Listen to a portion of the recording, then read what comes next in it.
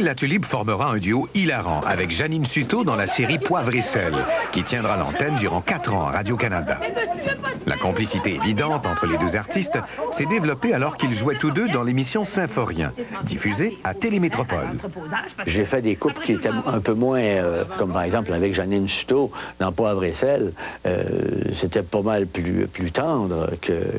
Mais les couples de burlesque, c'est autre chose. Mais ça a toujours alimenté les auteurs. Les auteurs sont très inspirés par ça. Puis, Gilles Latulippe se retrouvera à la barre des Démons du Midi, une émission quotidienne d'humour et de variété qu'il anime avec Suzanne Lapointe. Les Démons du Midi, ça a été un party, un plaisir continuel pendant 6 ans. Le duo avec Suzanne Lapointe, c'est pas compliqué, il fallait tout lui cacher. On voulait pas compter les gags d'abord, je voulais pas qu'elle voie mes costumes, je voulais pas qu'il y ait un tas d'affaires. Alors c'était, pour Suzanne, c'était de créer une surprise. C'est ça qui est important.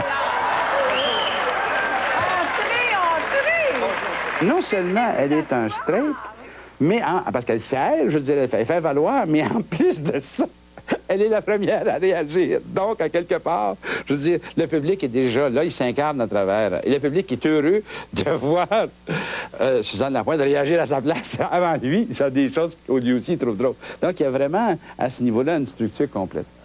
Il serait temps que nous passions aux réconciliations. Vous voulez vous réconcilier, monsieur, avec moi? Non, Germain. Non? Avec madame. À une époque où le burlesque est moribond, plusieurs personnalités semblent vouloir le réhabiliter, en acceptant de bonne grâce de participer au sketch burlesque des Démons du Midi.